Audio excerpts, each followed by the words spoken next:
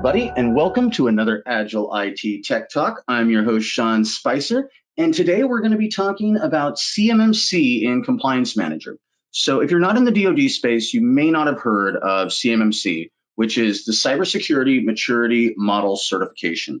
And it's a new certification which is replacing the self-attestation process that had been in place for the last 3 or 4 years around DFARS and NIST 800-171. And what the DoD was finding was that people were attesting to security that they didn't have. And about 2 weeks ago, the DFARS supplementary language was changed or published that brought CMMC into play. And it's going to go into effect after a public comment period. And that will be going into effect on November 30th. Now, for those of you not in the DoD space, this may seem like something that's not going to affect you. And everybody thought this was just going to be DoD, but back in September, the federal government surprised everybody by adding CMMC language to the STARS 3 contract, which was a $10 billion purchasing vehicle that was applied to anyone applying for federal contracts with an 8A designation, which is your disadvantaged businesses, minority-owned, disabled veterans, veteran-owned, women-owned. And so anybody providing IT services to the federal government under the STARS 3 contract vehicle is going to be required to meet CMMC. And I'm going to talk a little bit about the way CMMC is laid out before we get into the cool stuff in Compliance Manager. The reason I wanted to do this today is that during Microsoft Ignite 2 weeks ago, they changed a lot about Compliance Manager. So you used to get about 10 different compliance templates that you could work with, and they came free in E3 licensing. And now the only thing you're going to get without E5 licensing is the Microsoft Data Protection Baseline. If you want additional ones like GDPR, NIST 800-171, you'll have to have an E5 license. And then there are new premium templates that are currently available in E5, but are going to go and eventually become a separate purchase. There's new connectors. They really did a lot of cool stuff in Compliance Manager to make this more of a robust platform of its own, instead of just kind of a slapped on add-on that managed compliance in Office 365. So the first thing I want to do is talk a little bit about why compliance is important and why it exists. And there's a number of reasons why a company might need compliance. But let's start by asking why there are compliance frameworks to begin with. Compliance frameworks are not security, but they almost always are created to protect something. HIPAA protects healthcare records. PCI protects credit card and banking information.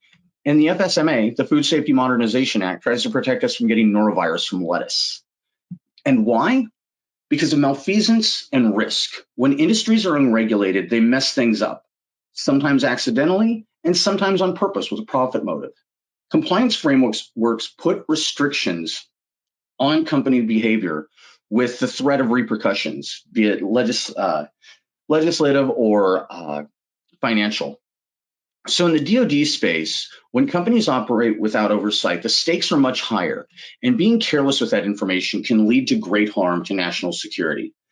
In introducing CMMC, Katie Arrington, who was then the CISO for the Undersecretary of Defense, stated that 1% of global GDP is lost to cybercrime.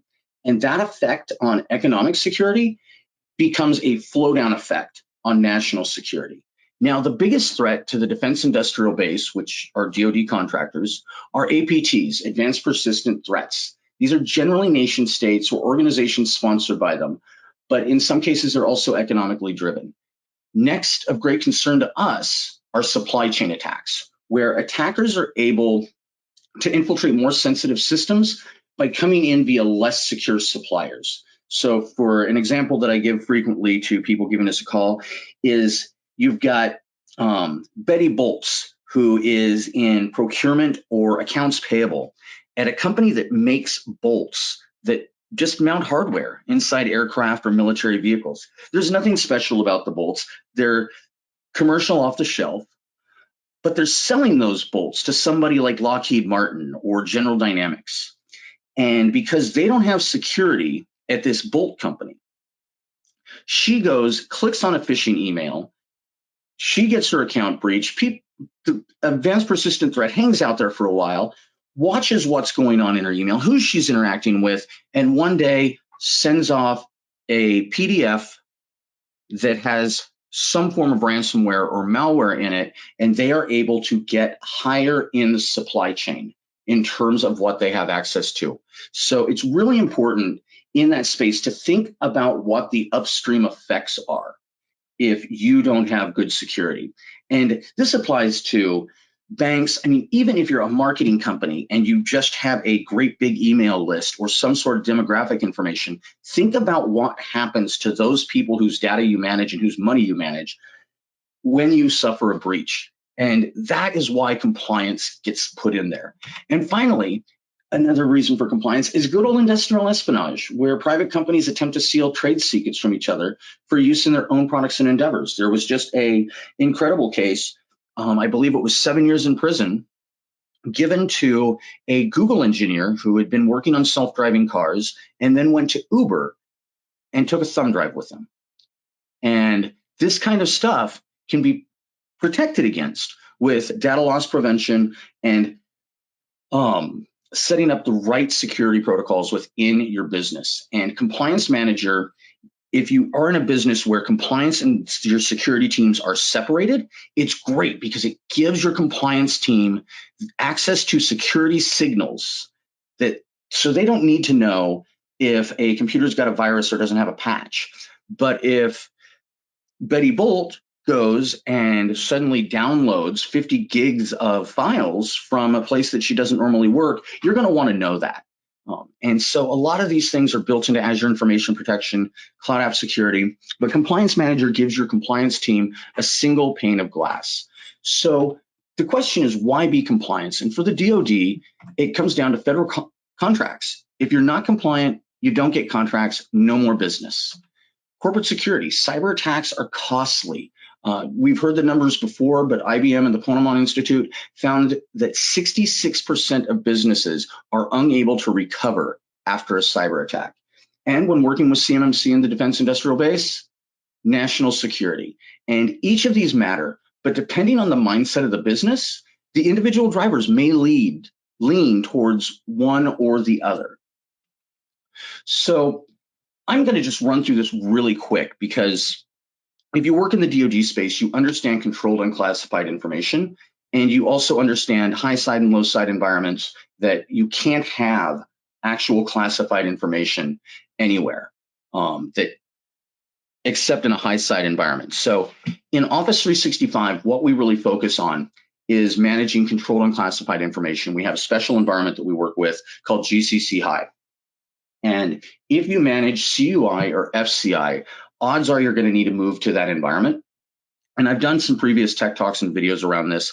I try to keep it out of our normal Thursday tech talk cycle because it is so very specific to the DoD. And CUI is actually relatively new. It was created in 2008 and I believe passed into law in 2010. And it was an attempt to consolidate over 100 different information designations for unclassified information into a more coherent structure. So all of these different agencies were coming up with different markings. And once you start to work in interagency collaboration, well, what does FOUO mean? What does SBU mean? And it's, well, for official use only and sensitive but unclassified. So by consolidating that into a common framework, things were meant to become much more simpler during the federal acquisitions process. So CMMC, as I mentioned before, stands for the Cybersecurity Maturity Model Certification. And unlike all of the other DoD-related compliance frameworks, this is an actual certification. So previously, contractors just attested that they met certain requirements, and then they would maintain documentation like system security plans and plans of actions and milestones, POAMs, that said where they were on their security journey. They didn't have to actually meet everything in NIST 800-171. They just had to show that they were making efforts, say that they were going to become complete at a certain time in the future, and then update those POAMs to show that they were meeting constant deadlines or constant improvement. And This falls into a really old act called the Lincoln Act, and I don't want to get too deep into this. I've made another presentation around it. But if you have attested to the DoD, to the federal government, that you are doing something in order to get a contract, you fall under what's known as the Lincoln Law, the False Claims Act. And this was created back in the Civil War to keep people from selling sick horses and faulty uniforms and gunpowder that was actually wood powder. And the False Claims Act awards people who bring claims against their own company 50% of the damages that the federal government is able to reclaim for contract fraud.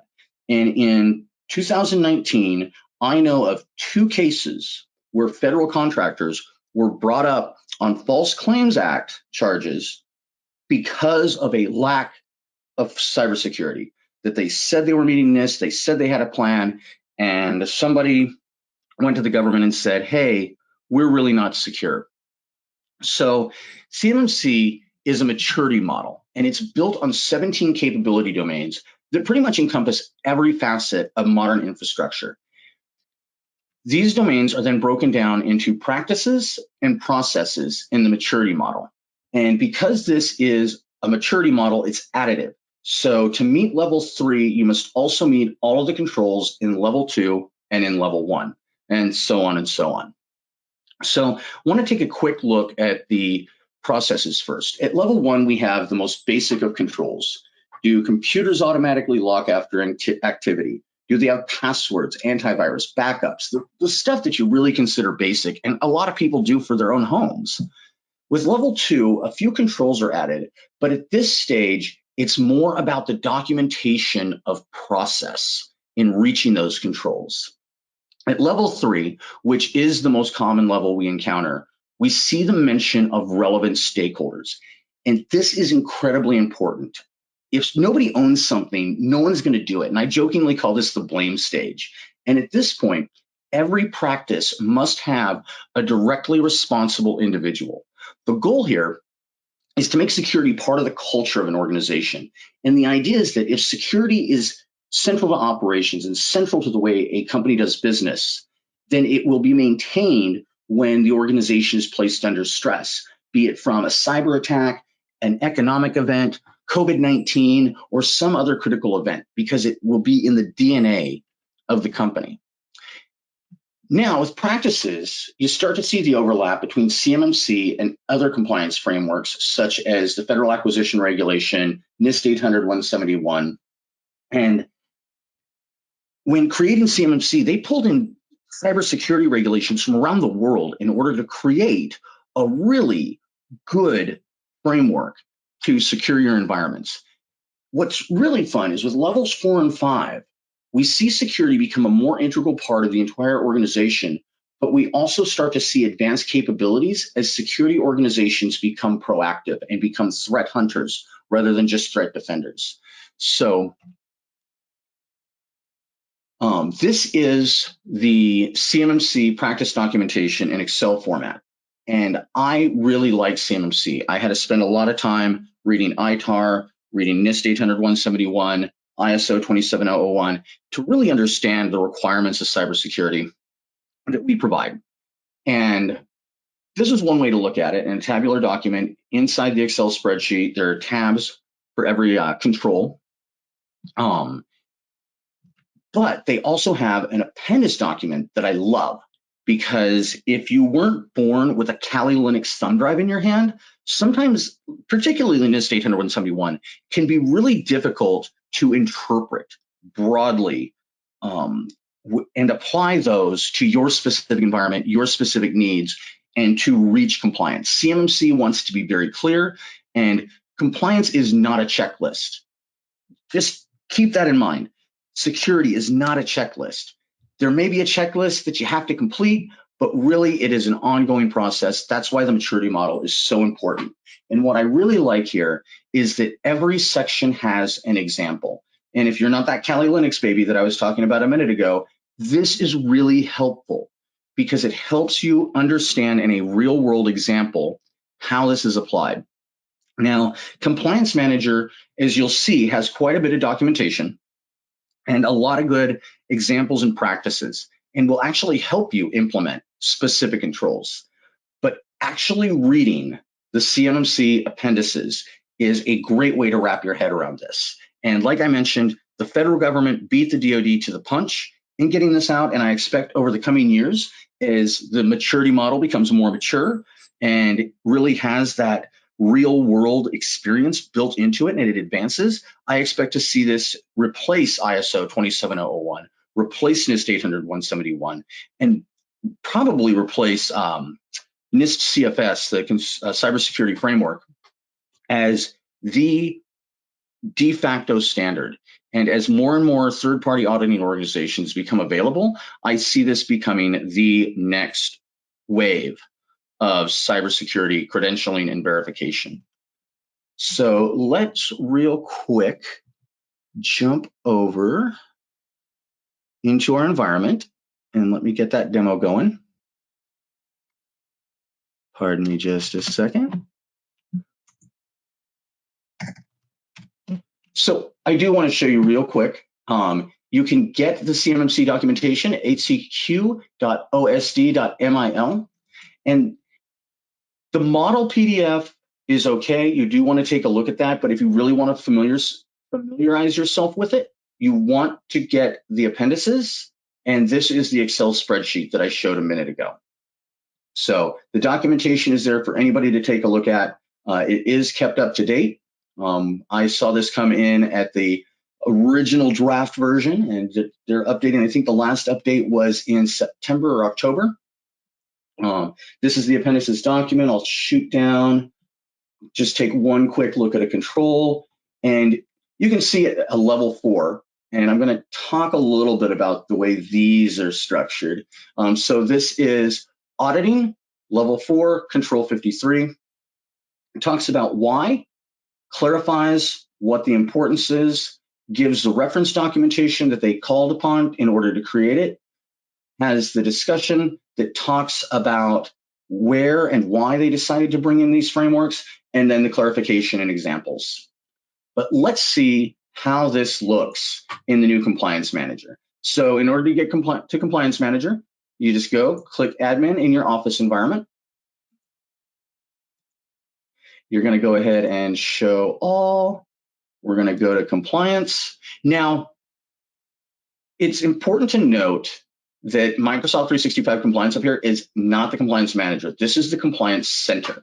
And in the Compliance Center, you have, this is where you manage compliance for your entire organization. And one of the cool things that was expanded at Microsoft Ignite are the data sources and connectors. So what's great about this is if you have a compliant environment where you need to be concerned about things like insider trading, insider risk, HIPAA, you can actually manage what's being posted by your dumb marketing manager like me on Facebook, on LinkedIn, but you can also expand this into other platforms. So you've got Slack.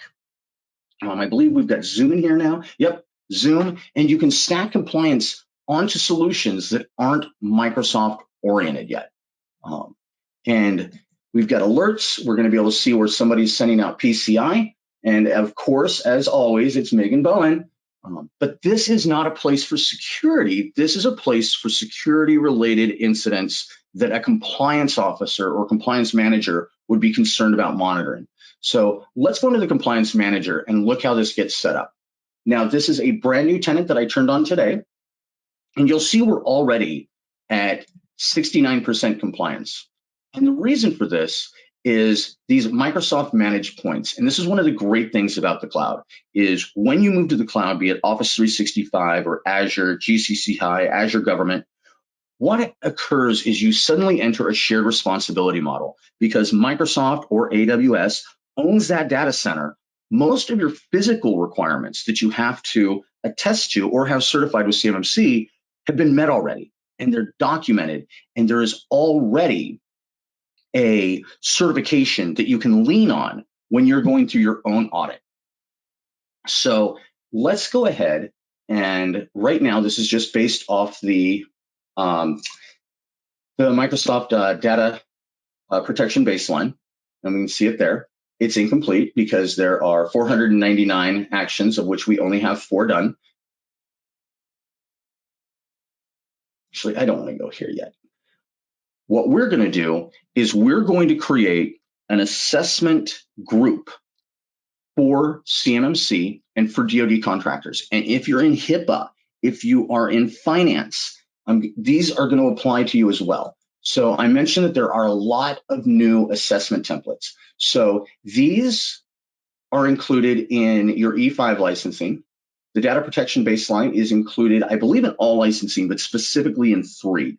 But then these premium templates, and it warns up here that premium templates will be subject to new licensing terms in the near future. Microsoft has not revealed the details of that yet, but since they're currently built in, I want to show this off. And as you can see, we've got global requirements. CCPA, which is the California Consumer Privacy Act, which is already being built into the draft of the US version of the GDPR. We've got CMMC level 1 through 5. Now, earlier I talked about how CMMC is a maturity model. So to meet level 3, you have to have level 1. In Compliance Manager, it already takes this into account. You do not need to have level 1, 2, and 3. However, if you are moving into CMMC and you're not sure what you need to meet, if you do CMMC level 1 and you complete an action, then when you bring in CMMC level 2 into the same compliance group, it will already show those actions as complete and have all of the same documentation you've already compiled around it. So we're going to go ahead and we're going to add CMMC level 3. And it's going to come up and talk to us about what the controls and actions are. Now, one thing that's important to note is that there are controls and there are actions. Microsoft breaks down controls into individual actions. And I'm going to show off 1 or 2 places where this happens, where one control may have 7 different actions, but one action may impact 4 or 5 controls. So MFA is a really good example of this. So in order to add this to our environment, we're going to go ahead and create an assessment. Now we're going to give the assessment a name. For this one, we're going to call it CMMC level 3. Now, compliance is not a one and done event. So I strongly encourage anyone doing this to give it a date by year and month. And then we're going to go ahead and we're going to create a new group. And we're going to call this DoD compliance. And we're going to do, that's funny and apropos. We're going to go ahead and give it the same year and month. Now, in the future, if I'm going to do a DoD compliance cycle in terms of another audit or maybe just a review and implementation, I can copy data from an older group. So I'll create DoD compliance 2022, and then I can copy data, including the implementation, test plan, and documents that are already there, so that I don't have to rework everything. So we're going to go ahead and click next. This thing. Now we're going to go ahead and we're going to create the assessment. Takes just a couple seconds. We're going to go ahead and click done, but that's not the only compliance thing that we have to meet. So we're going to go ahead, we're going to go back to assessments. And if you are a DoD contractor, you also have to deal with ITAR and DFARS. I can't spell DFARS. There we go. And DFARS is the Defense Federal Acquisition Regulations. We're going to go ahead and create an assessment. We're going to call this DFARS 10 or 2020-10. And then this time we're going to use an existing group. Now, the groups are really important because the groups are cross-referenced. If you have 2 groups and they each have assessments in them, if you complete the action in one assessment, it will not affect an assessment in another group unless it is an automatically tested control. So Compliance Manager knows if you have MFA enabled for all of your global admins. And if that setting is correct, it'll automatically show up as tested and provide the documentation on how and when. So we're going to go ahead and create this assessment. Now, one of the interesting things about the DFARS language that came out around CMMC is that CMMC is going to be rolled out over 5 years. And right now, the really big contractors have been working with the CMMC authority in order to help create this process. And some of their subcontractors are already getting requests to start meeting CMMC compliance. However, what the new DFARS language says is that all DoD contractors must complete a NIST 800-171 self-assessment and upload that to a DoD database if they want to win any contracts. And until they are requested to reach a certain CMMC level, that will be where the DoD is tracking compliance. So there is an immediate action. So the reason I bring that up is we're going to go ahead and we're going to add NIST 800-171 by going back to assessments, assessment templates, and that's 853.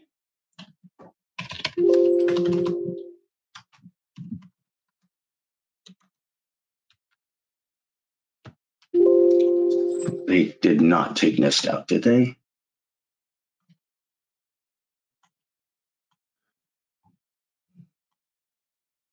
And there it is. I don't know why that wasn't coming up. So we're going to add NIST 800-171, and NIST 800-171 lives in the middle of CMMC level 3. If you are compliant with NIST or with CMMC level 3, you will have met all of the controls in NIST 800-171. So we're going to go ahead, call this NIST 800-171 2020-10. Use that DoD group we created and save it. And so now you can understand how assessment frameworks and assessment templates live together inside of a group. And now what we're going to do is we're going to look inside that group and we're going to look at controls and see how we manage them. And then after that, we're going to go through and we're going to meet a control in a nice make-believe environment. So when we come back to Compliance Manager, we're going to have our overview. You can see we have a lot more points now, but we also gained a lot more through that shared responsibility model. And this is a lot like Security Score. So you can see we have 905 actions to work through. This is quite a workload, but thankfully, Compliance Manager is going to help us do it. So the next thing we want to do is go to Assessments. And you can see we have these applied. We can go into the individual ones, but rather than that, I want to go to Improvement Actions. And instead of focusing on the individual control, I want to focus on the actions that have the most impact in the organization. And that's where the points come in. These points are Microsoft created, and it comes into the same model as Security Score, is go for the actions that have the most bang for the buck. And so self-service password reset, MFA, conditional access, these are really the first steps you take. Now, up here, I'm going to give a quick anatomy of what we're seeing here.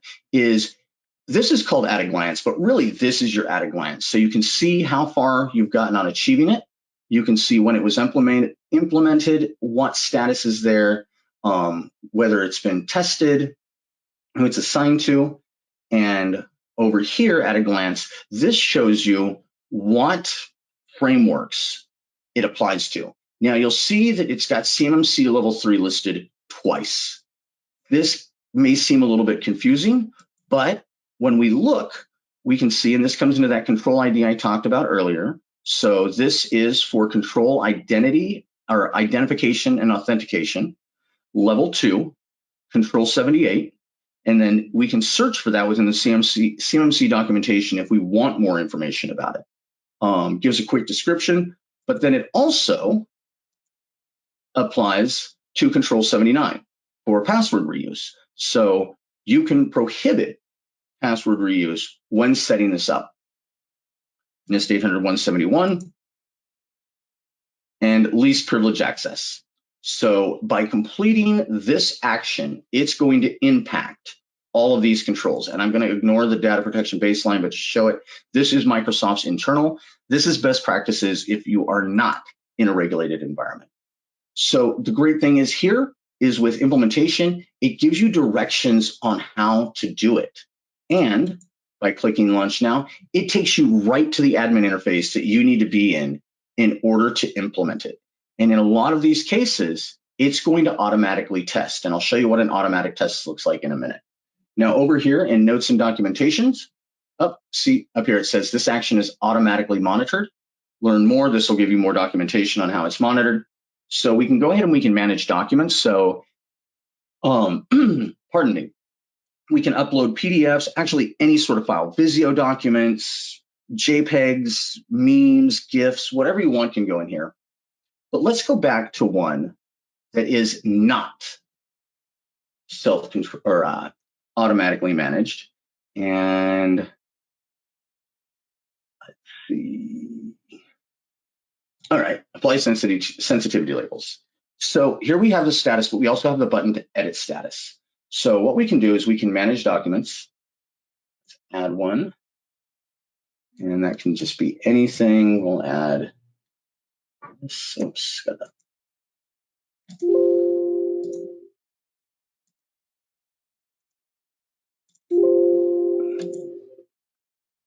Oh, shoot, I don't even have pictures in here. As I mentioned before, I use my son's computer for this stuff. There we go. Let's go ahead and upload that CMMC spreadsheet. So this also becomes collaborative. So there are different levels of access in a compliance manager, just like you've got with security reader. You can have people that can come in and read the documentation. This is really helpful for an auditor. And before we're done here, I'm also going to show, pardon me, I'm going to show how to export reports. So implementation notes is where we would, let's say, first glance at action 10/15/2020 by Sean Spicer. And I'm going to go ahead and leave my typo in there, keep some authenticity. And now I've looked, but again, there's hundreds of things we have to do. One person can't do this. So this is where the cool part about Compliance Manager comes in, is we can assign these actions. And so we're going to go ahead and assign this to Alan DeYoung. And we're going to select the implementation status planned. We don't want to do not implemented because that's an end state. So planned means we're planning on doing it by assigning, that's the first step to the plan. And we can't do the implementation date or test status yet because it hasn't been implemented. So we're going to save and close. And rather than signing into Alan's account, I'm just going to say, Alan right now will receive a notification in email telling him that he has been assigned to apply sensitivity labels to protect EPHI, and he will have a link that comes directly to this page. So let's pretend for a second that we are Alan, and we're going to come in here and we're going to edit status, and we're going to say that we implemented it. Now we can set a date. And let's say that Alan was like, I did that yesterday. What are you talking about? And then we save and close. And the reason why we save and close, even though it's not assessed, is because then what we want to do is we want to come over here and we will implemented by Alan DeYoung, and we will say 10/14.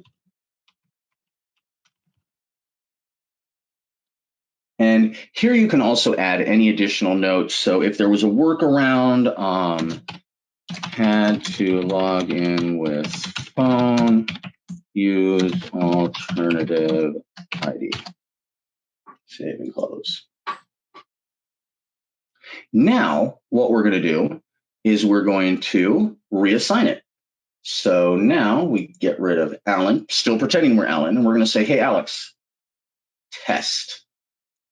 And now Alex is going to get an email stating that he has been assigned this. And again, we'll have a link here. he still has links to the documentation as well as the, the link directly to the relevant admin center where he would implement it. And he's going to go ahead and run a test.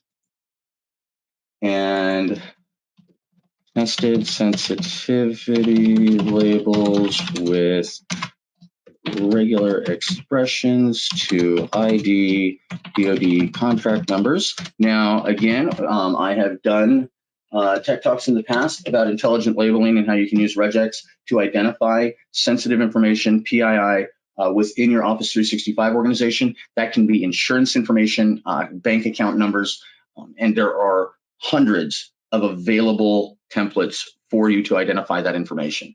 So now we're going to go to edit status, and we're going to say test status passed, select a date, today, and save and close. And we've got a green light here for test status passed. And so now we go back to improvement actions, and we just go down the line. Now, there are ways to manage this in intelligent ways. There are abilities to filter. And in this case, I want to go ahead and get rid of the data protection baseline and defars and apply. And then let's go ahead and change the test status so that we're only looking, whoops. Is that right down here? Yep.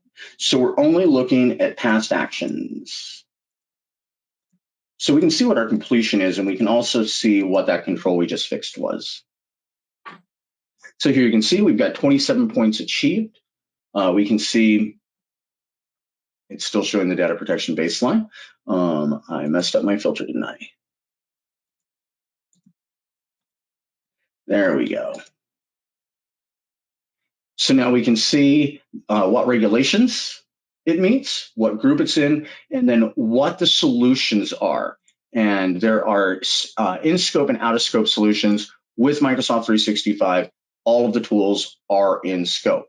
Now, the one thing I do want to point out is that when you come into CMMC,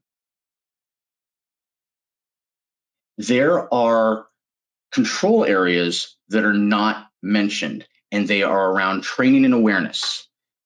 They are around situational awareness, things that do not involve your Office 365 environment. However, you can still manage them in Compliance Manager. And this is a super cool feature. I doubt that anybody has to meet specific controls that don't fall in to the existing assessment templates. But up here, you can create a new template. And we're going to go ahead and so you can add controls, improvement actions, and dimensions to all of these assessment templates. I don't recommend doing it because if Microsoft changes things, there's a chance that you're going to lose it. There's a chance that in the future, the changes aren't going to be there. So I recommend creating an add-on expansion control. So what we're going to do is we're going to download the sample Excel file. And I'm just going to show this really quick. This takes a while, and it can be a little bit confusing. So what you've got is you've got your control family. You're going to pull that from CMMC, and you want those control name to be, so for training and awareness, it's TA, then control family would be the level, control title would be the long title of something there, so provide cybersecurity training on an annual basis. And then control description, those are the things that you see within your actions as you are trying to reach compliance with Compliance Manager.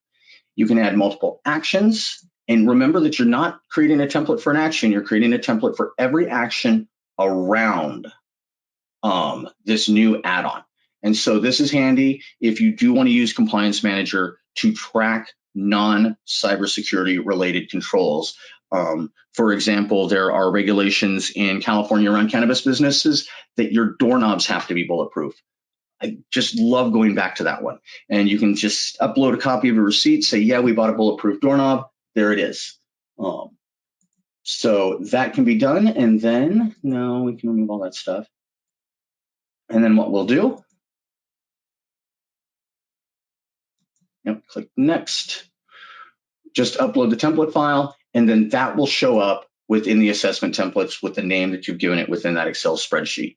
I will probably do a walkthrough video and blog around this, but it takes a really long time. I'm about halfway through with what I'm calling the CMMC gap template, which adds all of these. And we will be providing that to our DoD clients in the future.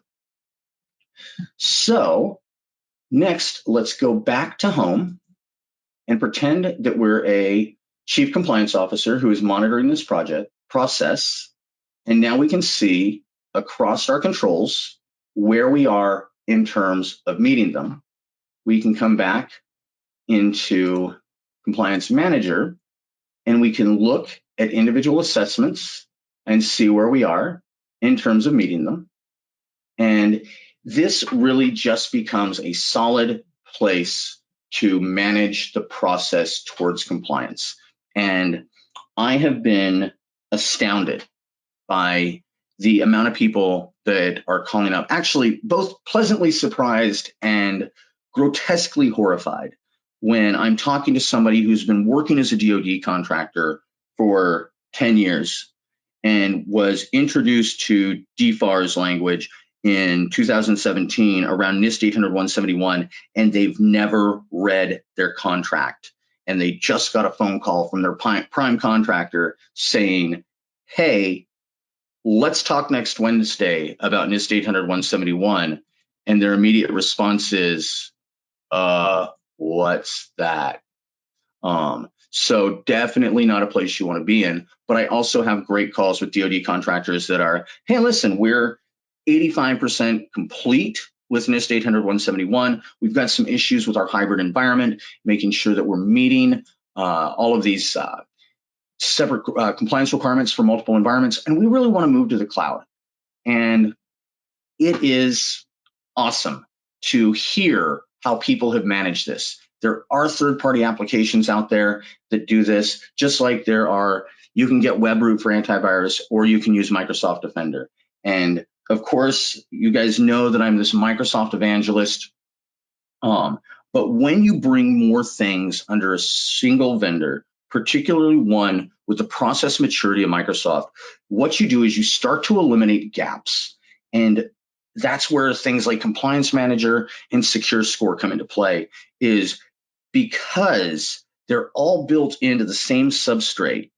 You don't have to go to 1,000 different places, and you get the single pane of glass that we just saw in Compliance Manager. And we get the single view of what our security posture is and what our threat landscape is. The last thing I want to do, I jumped over to my closed screen a little bit early, is I want to show you how you go ahead and generate a report for your nice friendly auditor that's coming. Now, odds are you're going to want to give them guest access into this environment, or have your hand on their shoulder as they question your documentation. This report comes out and shows you every single control action, or every single control and the action taken, who owns it, what the score is, when it was implemented, when it was tested, who took care of it, and who is the owner. That goes back to that level 3 where I talked about the blame game. So now you can see who your directly assigned individual is, and your auditor can come in and use this to look specifically at each of these controls and really should ease the process. And again, we have this for all of the Microsoft managed controls.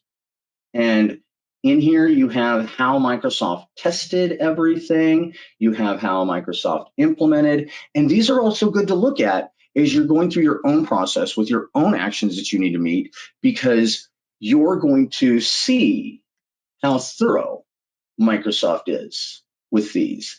And in the case where there are third-party documentations, such as Microsoft's provisional authority to operate from the DoD, or their FedRAMP moderate for the commercial environment from the Department of Health, all of that documentation is available in the Trust and Compliance Center.